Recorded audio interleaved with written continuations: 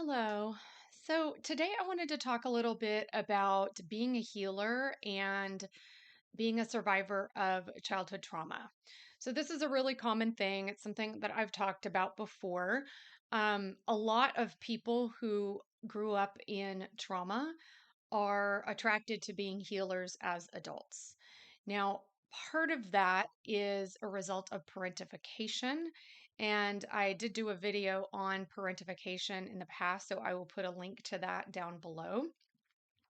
So, parentification happens when we grow up in a home where our caregivers are unable, for whatever reason, to give us adequate love, support, guidance, validation, and care.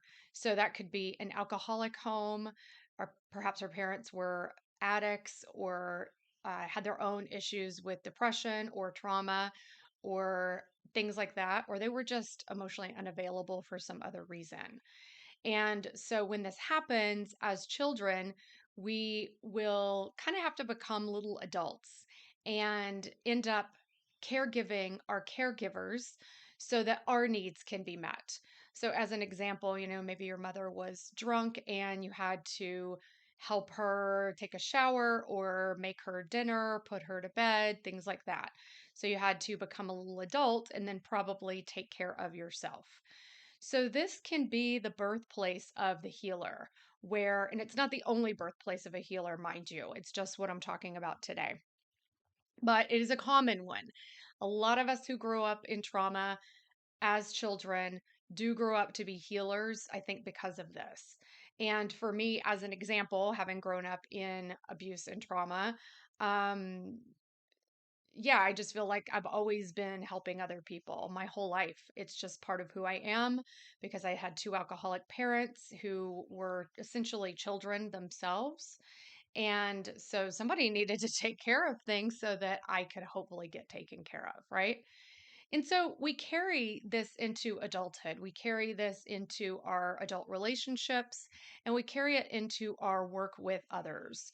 So, again, many of us are attracted to work as healers. So, that could be therapists, coaches, energy healers, and the like, or it could be teachers, it could be that we heal through our writing, or we're caregivers in some other way. So, it's not necessarily by profession that we're healers.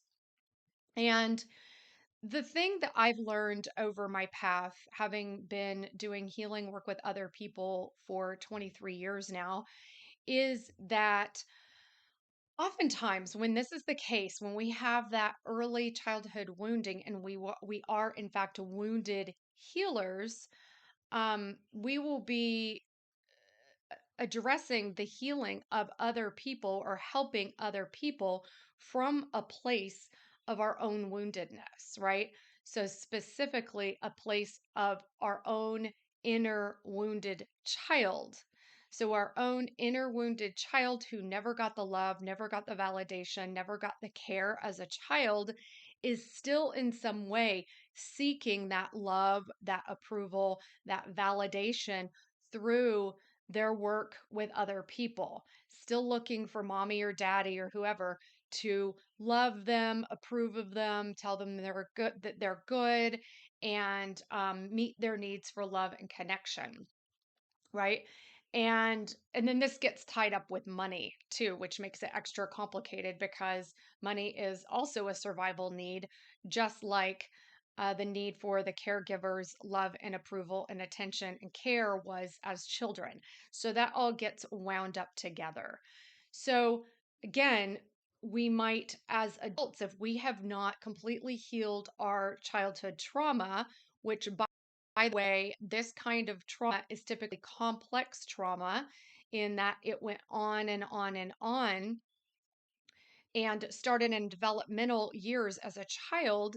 It is really hard to heal. It is definitely treatable and can be healed, but it takes a lot of time, a lot of patience, and a willingness to just proceed on the path. That's sort of just part of life for survivors of complex trauma to really be working with these core issues. And so a lot of us will grow up and be naturally attracted to some kind of healing, right? Like I said, some kind of caregiving profession or caregiving position in our communities or what have you. And we might be coming at this work from a place of deep, deep, deep wounding.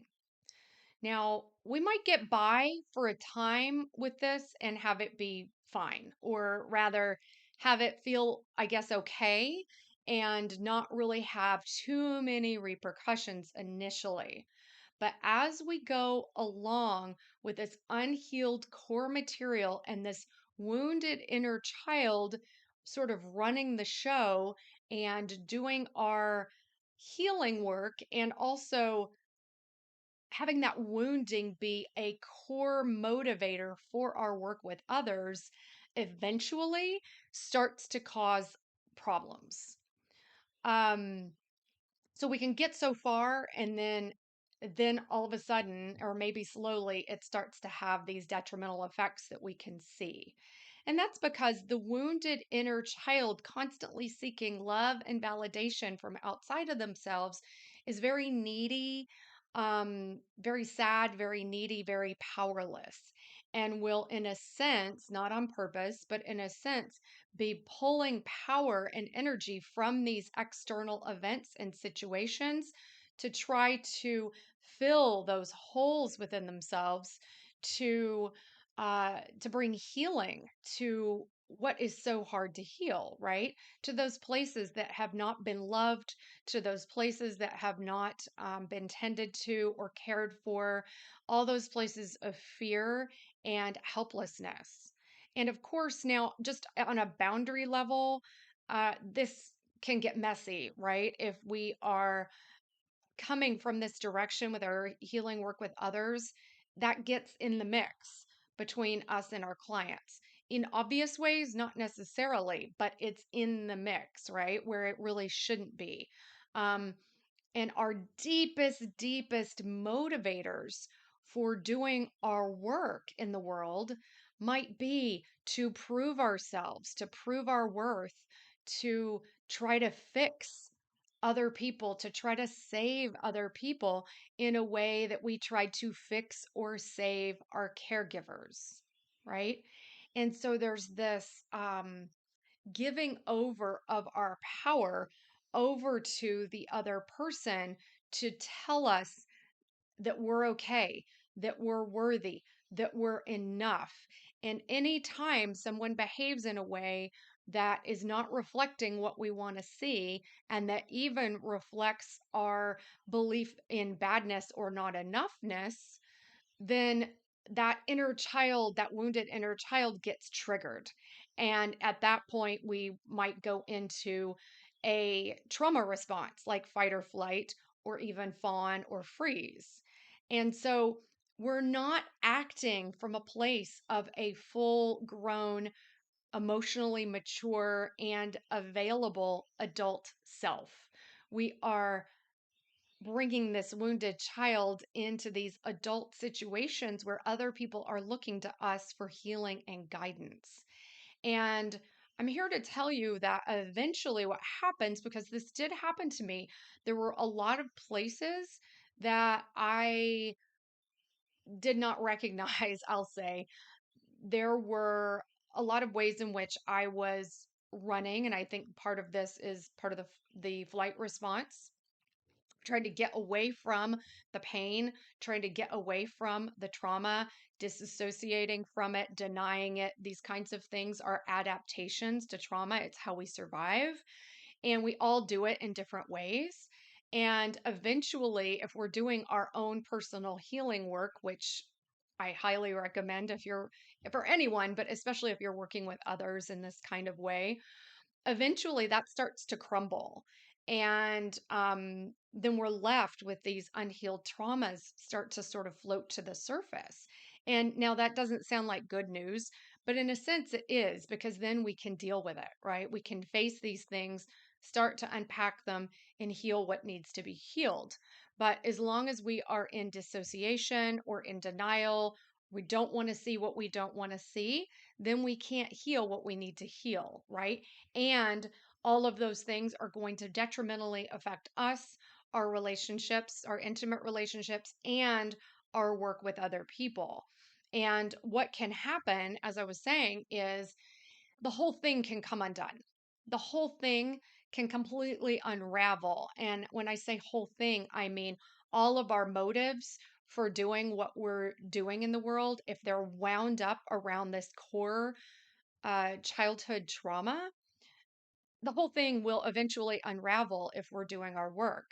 And we may be left with not much left, or we may end up in a place where now that all of that has been healed, these inner child parts have been tended to, we may sort of feel a lack of resonance with doing healing work with other people. That can happen.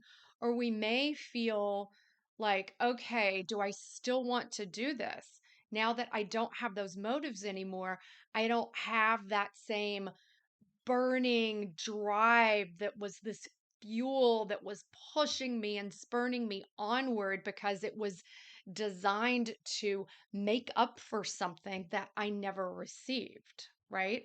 And so when we get to the other side of that, it might feel really flat and dull and passionless, and we might feel like, well, whatever, right? But I think that is the birthplace of a new way, a new relationship with our work that is coming from a good place, from the place of the healed adult self who says, okay, I've healed these parts of myself and I still want to help. I still care about people. I still care about the planet. I still want to bring value. And I have these gifts that I want to share. And so now that I've unwound myself from all of that noise, really, from the inner child needing so desperately her own love and approval that from me, that should come from me now. Now I can ask myself, what are my motives now? Right. And hopefully I can draw from my deeper self these motives that are pure in regards to, okay, I just want to help. I want to bring healing. I care about humanity. I care about making the world a better place. And now it has nothing to do with me proving anything, with me proving my worth, with me trying to fix or save, or this bleeding heart, or from some uh, space of feeling helpless and afraid. Right. And so, this is the work. This is really the work of the wounded healer. This is so much the path of the wounded healer is to heal our own core wounding around love, validation, acceptance, those attachment wounds, any traumas that we've had, anything that might be driving us that is, in fact, a byproduct of our unhealed pain. And when we heal that, we come out the other side with this real and this process is this real alchemical process where we transmute our worst pain, our deepest pain into this beautiful gift that then we have to offer others and offer the world that has none of the sadness and trauma of the unhealed wounded child. Now the unhealed wounded child is tended to. Now they feel loved and accepted and validated by us, by the true self, by the inner parent. And so that's the path. Is to heal those core wounds so that we don't get in our own way, so that we don't block our effectiveness as healers and our effectiveness and light as humans, right? So that we can move through the world in embodied, authentic ways that are from wisdom instead of from wounding. So, I hope you'll join me on this path. That is what we're doing here at Wounded Healer School. So, if you have any questions or comments, please do put them below. And if you found this valuable or insightful, please do subscribe. We release new videos once a week, and I will look forward to seeing you soon.